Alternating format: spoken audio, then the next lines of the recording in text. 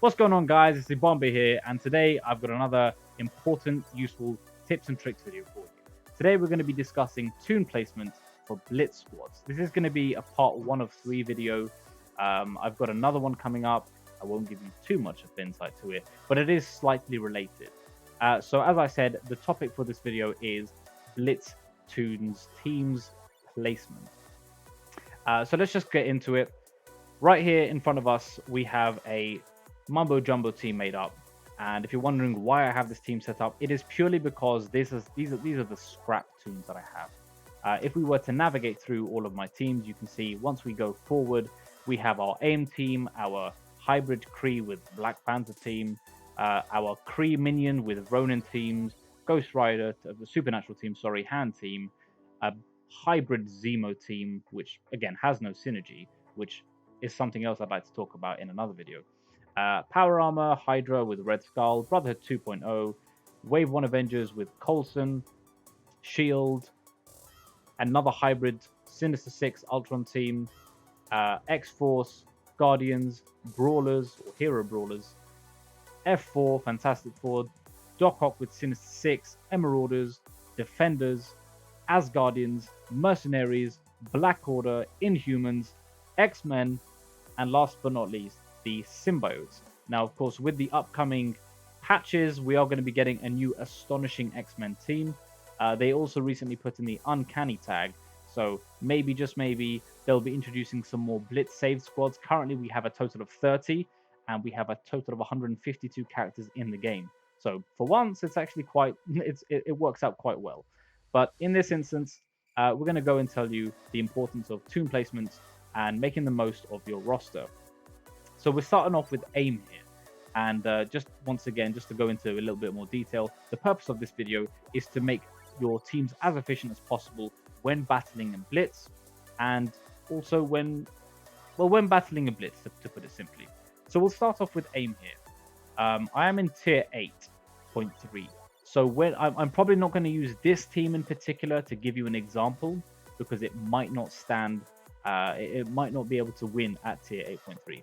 But if I were to navigate through the opponents I'm about to face, you'll understand why I'm saying toon placement is important.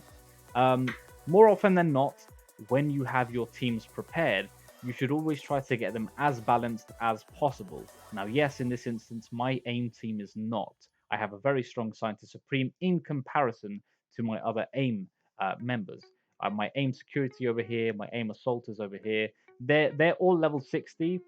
A Graviton and AIM Monstrosity, however, are tier 8 as opposed to tier 9 on the left and tier 13 on the right. Now, if you're wondering why I went with this approach, out of the whole AIM team, I'd say Scientist Supreme has the most value in other game modes like Dark Dimension, like Arena, for example. Again, it's really dependent on where you are in the game and how you can utilize individual toons. Plug and play toons, so to speak, because there are some toons which, again, I will mention in another video, where plug and play toons are very efficient because of their kits and how they can sort of change the balance and playstyle of the game and the game mode that you're in. But anyway, going back to this, so I have an AIM team here. It's not very well balanced, which is going to reflect on the enemy teams that show up. In this instance, we have a hybrid Asgardians with Thanos team. Now, strictly speaking, I would lose this simply because of how well synergized this team is in comparison to mine. Now, yes, that's a full Asgardian team apart from Thanos, and yes, I have a full, synergized AIM team. However, it is a 100k punch up, and you're probably thinking, well, for the most part, AIM can counter Asgardians if they're strong enough. Yes, they can, but you also have to consider how strong that individual toon that is, much stronger than the rest of the team is. In this instance, I don't think Thanos would do too. I don't think he would be too much of a problem. He is tier 14, but his individual attacks don't do too much damage. It's more his ultimate that you have to be afraid of. The defenders are definitely a team I would not consider facing, as they are hard counters towards AIM. And hard counters and soft counters is also something I'm going to be talking about in an upcoming video. Just going to ensure that I have that written down, which yes, I do. now anyway. So, of the three teams that we see here, I'd probably have the highest chance of beating this one. It is the least synergized, and in terms of sustain, they don't have too much. I mean, Nebula is not self-healing. Wasp is not self-healing. She does have the dodge mechanic. Wolverine is self-healing. Medic, of course, is tier 15 by the looks of it, and has the healer ISO class on her. I mean, for the most part, I don't think my team would lose, but it would be a very long match. But anyway, we've been stuck on the AIM team a little bit too long, so I'm going to go back into the main topic, which is, of course, the Toon placement. So, what you normally want to have in your team is the tank, the protector of the team. There are 5 classes. There's protector, there is brawler, there is support, there is well, we'll get that. You know, I will just remember that. It slipped my mind briefly. I'm gonna quickly change this song. It slipped my mind temporarily.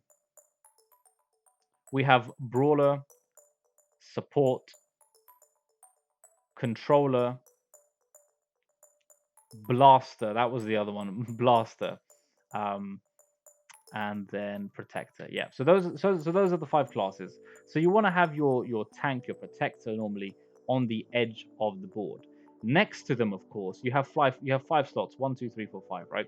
Next to them, you normally want to have a character that can either be stealth, has a counter ability, like the Thing, which we'll get onto later, or has a dodge mechanic, or either has very high armor and resistance. Because normally, if you're being attacked by a team and they have a Toon that can do adjacent target damage or has a chain ability, that Toon is normally going to be taking some damage as well. In this instance, Aim Assaulter, I'd say, provides the least sort of support for the team, so that's why I've placed him next to Aim Security. I have Aim Monstrosity in the center because he has an ability that provides offense up to his adjacent enemies. To his adjacent allies. I'll go and show you what that is here. I think my Aim Monstrosity is somewhere sitting here. I believe it's on his special. If we have a look, attack primary target for 250% damage, gain offense up, and apply offense up to adjacent aim allies for 2 to 3 turns. So the reason why we have Graviton and Aim Assaulter next to them is because they are the sort of powerhouses for the team, in addition to Aim Monstrosity. Aim Assaulter is constantly giving himself speed up and applying bleeds when attacking the enemies on his special. And Graviton, of course, has the stun ability, which does a bucket load of damage, and his basic, which attacks based on how many negative effects are already on the enemy. As for Scientist Supreme, she's the sort of core of the team. With her passive being able to revive her aim allies, she needs to stay alive as long as possible. She herself does provide sustaining healing for the team, in addition to the ability to apply negative effects on the enemies and flip any negative effects on her team. For the most part, however, if you have Aim Security and Scientist Supreme paired together, any negative effects that are applied generally get returned back to the enemies. So that's Aim, and that's why I have them placed like that. Let's move on to the next team.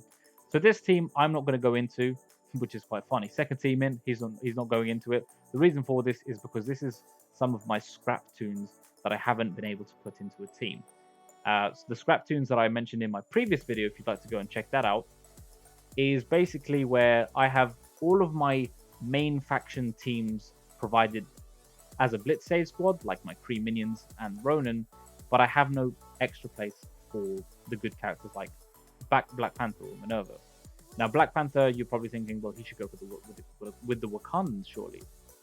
Well, unfortunately, the Wakandans have fallen off. Shuri now goes with the Mercenaries for the most part. Black Panther tends to be put with the Brawlers if he's strong enough. As for Okoye and M'Baku, they don't really hold much value. So people tend to put them on scrap teams. And I'll show you where I've put them in a moment. So we're going to move past this team and go to our Kree minions with Ronan. Now, if anyone's wondering, the Kree minions help unlock Nick Fury. Nick Fury may be coming to a permanent legendary unlock stage like Iron Man is currently. We don't know yet, but he's kind of fallen off in the legendary status. So I wouldn't really prioritize farming them anytime soon, especially as they are all bio as well. The minions, that is, not Ronan. Ronan is Mystic. So, as I said, you want to have the Protector on the side.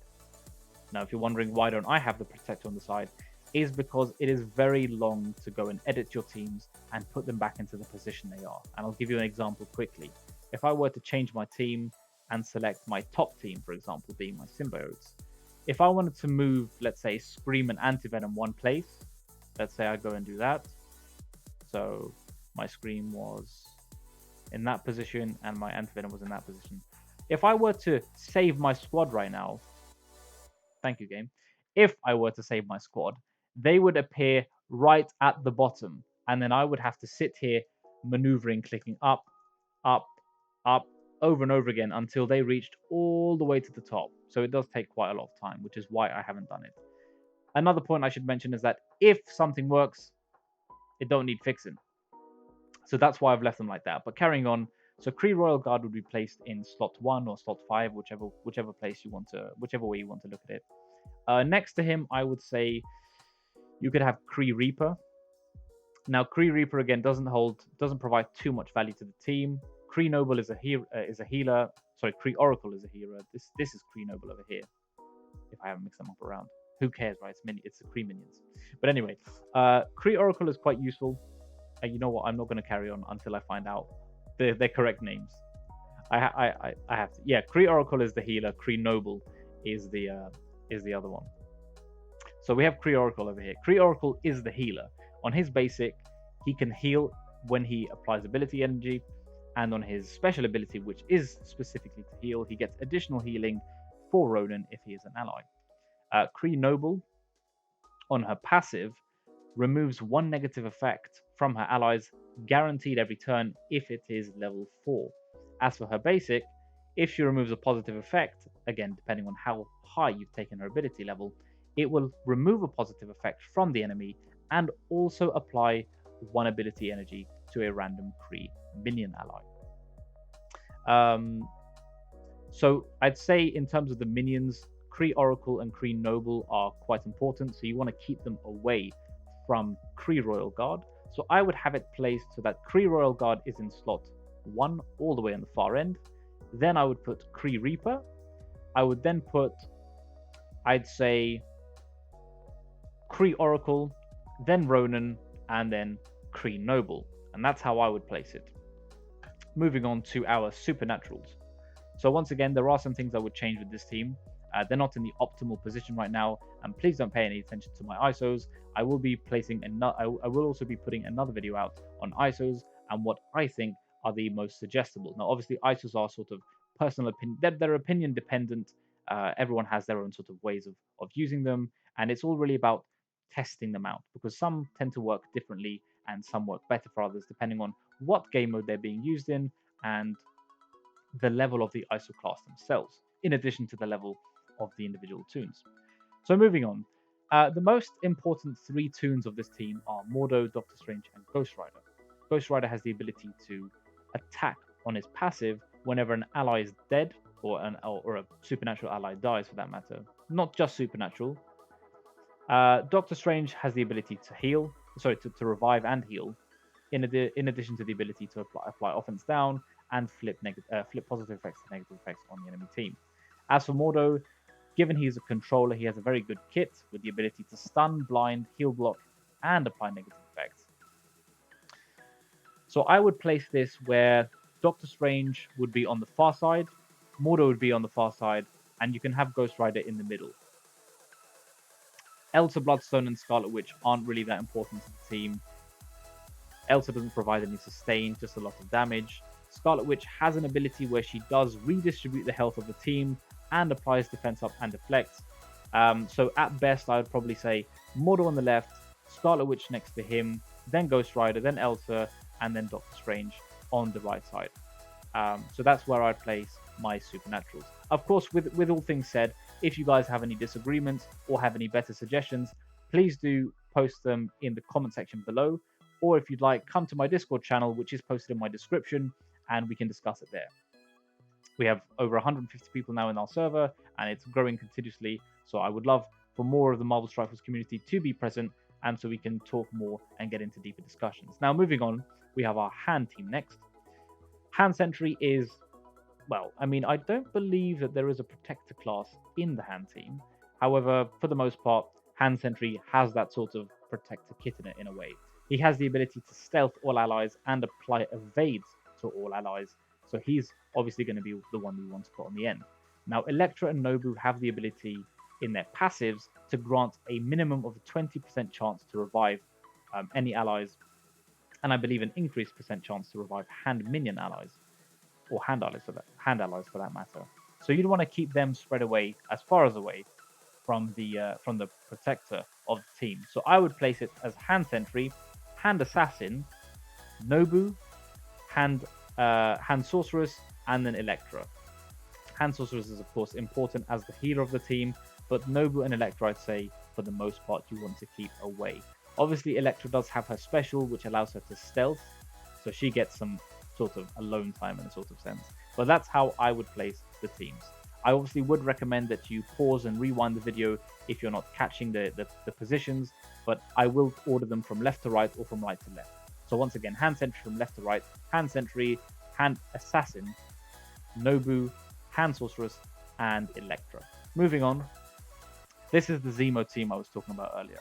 So Zemo is, in my opinion, one of the better, or possibly even the best plug-and-play character, given his superior kit.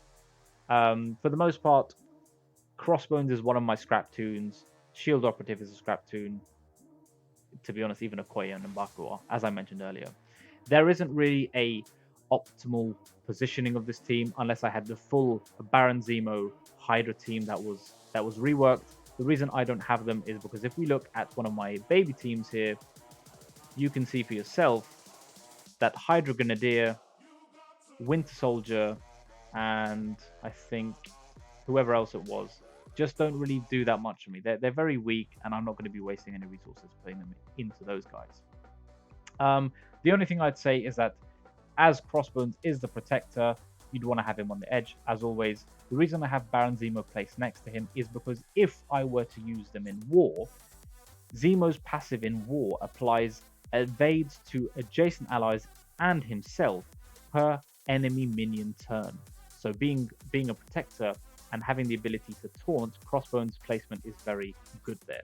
As for Mbaku, he also has the ability to taunt, so that would apply evades on him as well. Shield Operative and Okoye aren't really relevant, but the match is generally over within the first few turns, given Baron Zemo's kit.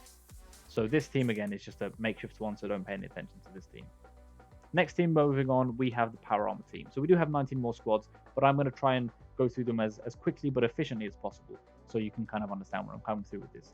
I'm going to tell you the most important teams in terms of their kit and what they provide and where they should go. So simply, with this Power Armor team, the new Power Armor team anyway, because Vision was booted out for Vision, right? We have Ironheart on the side, Rescue in the middle. Falcon, I'd say you could swap out for Iron Man because Iron Man doesn't really provide any benefit to the team. Ironheart and Rescue, in my opinion, are the most important to the team because they are effectively needed for the rest of the Power Armor team to work as efficiently with Falcon and War Machine's Ultimate. So I would place them exactly like this. The only two people I would swap are Iron Man and Falcon. So once again, Ironheart from right to left, Ironheart, Iron Man, Rescue, Falcon, and War Machine. You could debate that having the two most, the two strongest members next to each other might not be too good. So if you want to keep it like this, by all means, it doesn't make too much of a difference. Next, we have Hydra Red Skull. Now, the reason why this team is slightly different is because of because of the way they work in war. But I'm only going to apply the Blitz side of things because I'm going to do the war toon placement in a separate video. So the reason I have it placed here, as always, I say protectors on the edge. In Hydra Rifle Trooper's passive, whenever he dies and revives, because of course the Hydra minions revive if Red Skull has charges on himself. Whenever Hydra Rifle Trooper dies and revives, he applies 30% piercing to all Hydra allies. So that's why I've placed him there. So if he were to take any adjacent damage, which is something we mentioned earlier, he would be the most likely to die, and be able to and be able to be resurrected or revived for that matter. We ain't got some voodoo over here. Carrying on, Hydra Scientist and then Hydra Sniper on the edge. These two are the weakest of the bunch, but again, in war it's a bit different because if they do die, they just come back and they apply more on their kits. So for the most part, I don't think the placement is too important. The only thing is you want to keep Red Skull as far away as the Protector, given he doesn't take. Let me put it this way: in war, Red Skull's passive provides him an additional 25% damage reduction per Hydra minion ally. So that means he gets 100% damage resistance, which pretty much says he takes no damage at all. However, in Blitz, it doesn't work the same way. He can take standard damage, so that's why you keep him away from the Protector. Moving on, we have Brotherhood 2.0, and I'm going to take a quick sip of water because I'm slightly parched. Right. So here we have two Protectors on the edge. We have Juggernaut, Blob, Magneto, Toad, and Pyro. The reason why I have it placed like this, Juggernaut and Blob, being the Protectors, should be on the far sides or closest to each other. Blob, on his passive, provides deflects to adjacent allies per enemy turn. Now, most commonly, the Brotherhood team are used against Shield Coulson teams or Brawlers teams, and you want to protect the highest damaged players when facing the Shield Coulson teams because of Coulson's ultimate ability. So in this instance, I've placed Blob here because Magneto currently has the highest damage, and Juggernaut being the imminent tank, or the first tank to taunt, he gets defense up, immunity, barrier from Blob. He's pretty much unmovable. So this is the reason I have a place like this. Toad, you want to keep away from Blob, given they have quite good synergy together. As for Pyro, he's a sort of, he's just sitting on the side. Moving on, we have our Wave 1 Avengers team / Coulson. Normally, I would place my Coulson in the Shield team. However, to maximize how many Blitz teams I can get, I moved Coulson out of the Shield team and put them in the Wave 1 Avengers because I don't want to put my Thor with this team because then my Asgardians would be out of synergy. Carrying on, so once again, Protector is Captain America on the side, and I've got Hulk on the other side. I could put Hulk and Captain America next to each other. However, for the most part, they're going to be taunting simultaneously for the most part, so the attention is going to be on those two. In addition, with Coulson's ultimate, the game doesn't tend to last too long. And with the speed ups from Black Widow, the blinds and slows from Hawkeye, pardon me, and the kits that they have, the game is pretty much over quite quickly. So I would personally place them like this. However, I have seen it where Hulk is on the far side, then followed by Captain America, followed by Coulson, Black Widow, and then Hawkeye. So, by the way, just to clarify, for the Brotherhood team, I didn't state that. I didn't state from left to right where they should be placed because I am making no changes. So that's how I suggest you make it. If I don't specify from left to right, assume that it is staying the same way. So for this team, I've got it this way. I wouldn't necessarily say that you should follow my Toon placement, but as I said, if you have any disagreements or other suggestions, by all means, please feel free to comment in the channel below. So, Shield. Now we have our Shield Security, which is the Protector. Shield Trooper is important to be placed here as he constantly retaliates with his passive for any damage to adjacent allies. As for Shield Assault and the Healer you want to have as far away as possible. Shield Assault, as much as a benefit as she does provide with her passive, increasing the crit chance for all Shield allies is important. She's not that important, but Fury is very key, so you want to keep him in the center so that if he does get attacked, Shield Trooper is going to be attacking right back. So from right to left, Shield Security, Shield Trooper, Nick Fury, Shield Assault, and Medic. Moving on. So this is a makeshift team I made. I wouldn't pay any attention to this because, again, you have Ultron with anyone, more often than not, you're going to win. So moving on, we have our XForce. Now, the reason why the XForce is a little bit trickier is because, for the most part, they're going to have evades a lot of the time, courtesy of Domino's passive, I believe it is. Domino, you definitely want to keep Domino and Deadpool away from each other, given how Domino is essential to stay alive in order to allow Deadpool to revive 100% of the time. As for Cable and Negasonic, I'd say X23 you could put on the edge. She has self-healing. She applies evade to herself when she goes below 50% health. So I'd say for the most part that her positioning in the team isn't too important. I would say, if anything, just because just because Cable and Deadpool have good synergy and Domino and Deadpool have good synergy, I would probably place it like this. I'd say Domino far right. I'd then say Negasonic Teenage Warhead, then Deadpool, then X23, and then Cable. So that way the three characters with the sort of most synergy with each other stay as far away as each other. Moving on, we have our Guardians. I think this is quite straightforward. Star-Lord needs to feed energy into Rocket to get his ultimate off as many times as possible. Rocket is the damage leader of the team, of course. You have Drax, which is the protector, Groot, which is the support, and Mantis as the healer.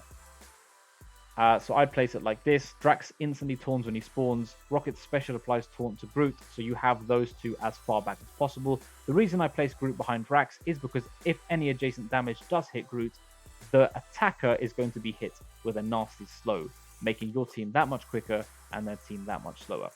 We're going to move on now to our Brawlers team, and if I didn't specify, I'm not changing the placement of this team, which is why I would suggest following this in particular. Moving on, we have our hero Brawlers. Now, there are no protectors. They're all Brawlers, of course. However, Miss Marvel has a nice passive where if any hero Brawlers, or any heroes for that matter on her team, go below 50% health, she immediately taunts. So, as I stated earlier, if you have someone who taunts or has a protector on the edge, you generally want to have an ally next to that protector or taunter who has the ability to evade, dodge, stealth, self-heal, have high armor, so that they can survive that much more. Now, Spider-Man is maybe not the best. He does obviously have a dodge chance. He has the ability to apply evades on himself, but maybe Spider-Man Miles would probably be the better option if this team were completely balanced. Obviously, my Captain Marvel is ridiculously strong, so strictly speaking, she would probably be the best to place there, given she heals a lot of the time and for a lot of health. So if you were to create this type of Brawlers team, obviously if you have Black Panther instead of Gamora, their placement doesn't matter.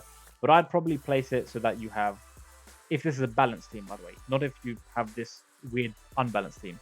If you have a balanced team, I'd say Miss Marvel, Miles, Gamora or Black Panther, depending on who you have, then Spider-Man, and then Captain Marvel right on the edge. Because Captain Marvel is who you want to keep alive the longest, if you have a really strong Captain Marvel, that is. Moving on, we have our Fantastic Four.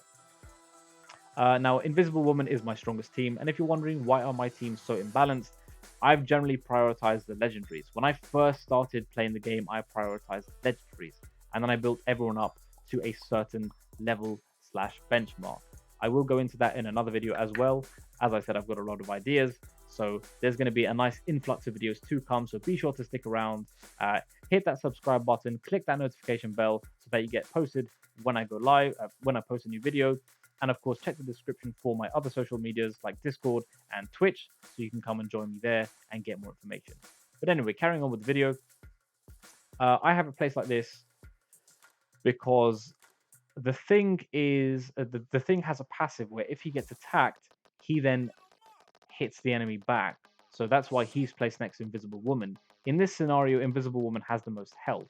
So when she does tend to stealth with her special, she more often than not is the one that remains visible, has the defense ups, the deflects, the immunity, and if any adjacent damage does come to the thing, he would obviously hit them back. As for Namor, Mr. Fantastic, and Johnny Storm, I wouldn't say their placement is too important. If anything, I'd say swap Mr. Fantastic and Namor, and that would be perfect. Or even yet, no, actually keep it like that, because Johnny Storm is the weakest of the bunch. He's the squishiest, so you want to keep him as far away from the damage as possible. So from right to left, Invisible Woman, The Thing, Mr. Fantastic, Namor, and then Johnny Storm. Moving on, we have Doc Ock Sinister Six. Now, the team itself is interchangeable depending on, really, to be honest, depending on the red stars. I've seen it where players tend to pick their teams dependent on how strong they are. For the most part, my OG Sinister Six are all 7 stars because I had built them up to unlock Shuri and Invisible Woman. Because Sinister Six, just to let you know, unlocked 2 legendaries: Shuri and Invisible Woman. Given how Electro and Swarm were brought in with Dr. Octopus, given their kits are pretty much in sync with each other, and that's another thing, as I said earlier, synergy and how important it is, will be relayed in a separate video. So the reason I have it spaced out like this, Doc Ock provides deflects to any charged allies, I believe it is, or charged adjacent allies. I'm just going to double check on that for you, just so that we're relaying the correct information. I think he's my favorite to Toon. So if we go to his passive, on turn, if charged, and he spawns with charge, by the way, apply 1 deflect and 1 speed up to a maximum of 5 to self and all adjacent allies. So the reason why I have Electro and Swarm there, sorry, not Electro and Swarm, yes, Electro and Swarm actually. Yes, Electro and Swarm, is because they are the weakest of the bunch. I have Mysterio in my Sinister 16 because he provides deflect on spawn, and I have Vulture because he has 7 red stars. As simple as that. As for Swarm and Electro, I've pretty much said it. I keep them there because they're the weakest of the bunch. They need that extra survivability. But you could replace Mysterio for Rhino. Again, it really depends on what game mode you're using them, which of course we'll go into in a separate video. But apart from that, I'd keep it like this. You could obviously put Dr.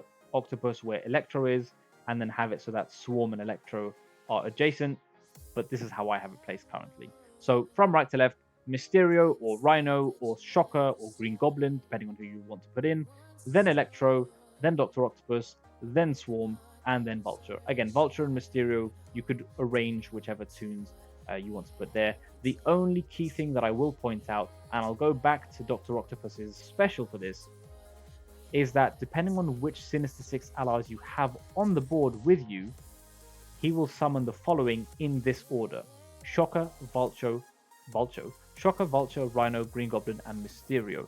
So if of course you have Shocker on your team, when he won't summon another Shocker.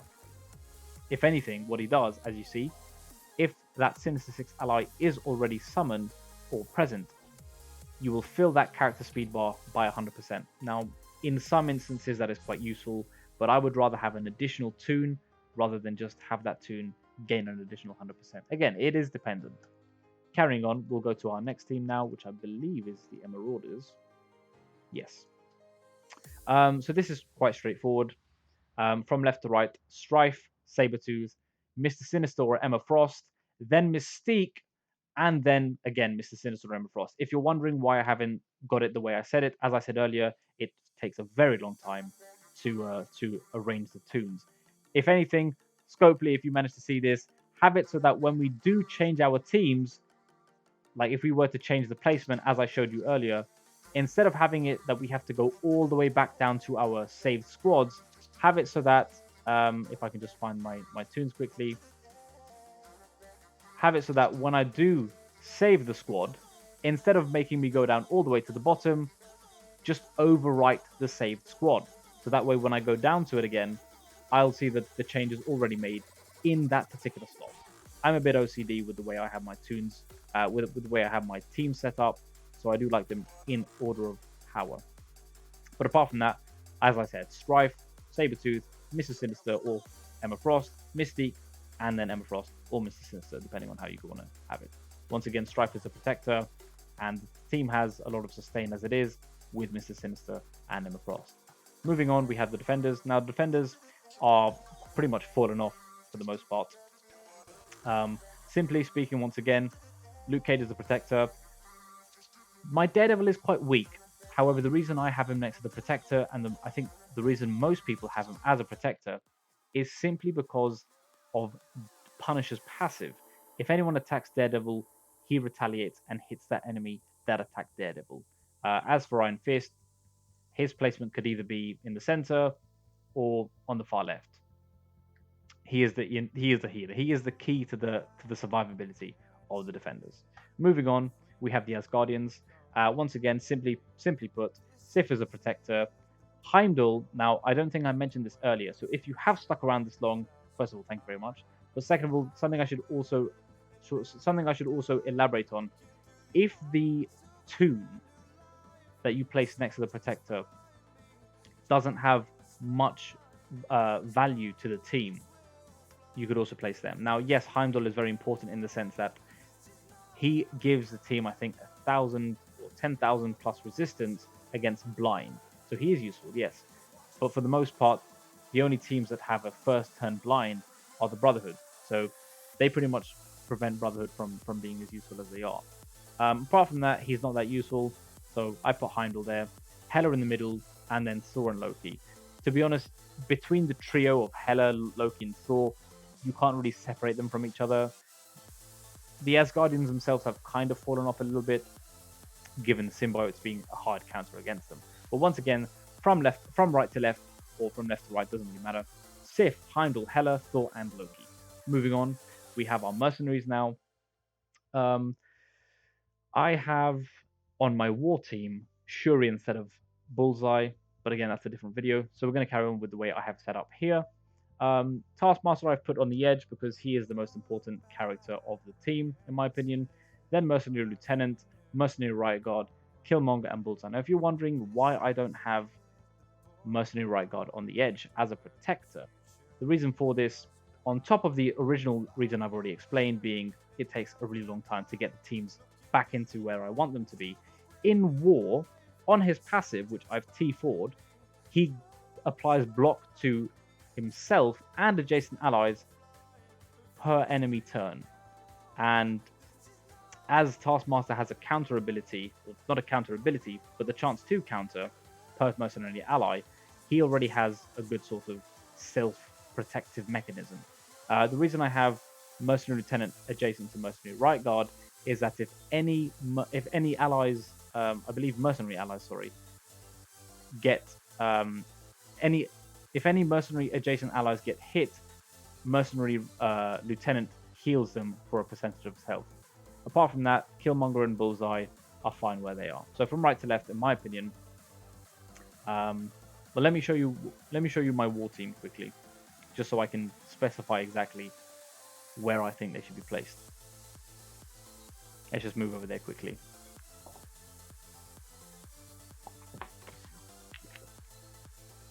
I'll try not to show too much of my alliance's war defense in this.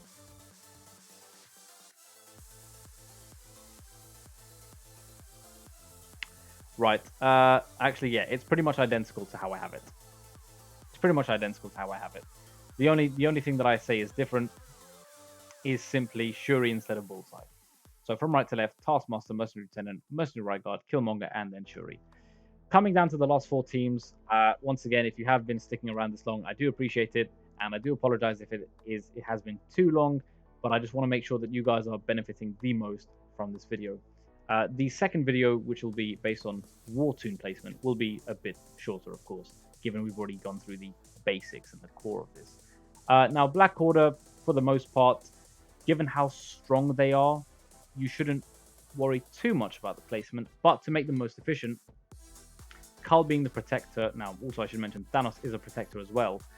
But the reason I have Thanos placed next to Kull is because any adjacent damage that does occur, if Thanos takes any damage, Kull's passive retaliates and hits the enemy that attacked Thanos. The same applies with Ebony Maw. If Ebony Maw or Thanos get attacked, Kull's passive is activated. As for Proxima and Corvus, their placement isn't too much of a concern. Corvus is stealth more often than not, so his placement is quite reasonable there. I would say keep Ebony Maw as far away from the damage as possible, because his survivability is obviously very important. So from left to right, Kull, Thanos, Corvus Glaive, Proxima Midnight, and Ebony Maw. Down to our final three.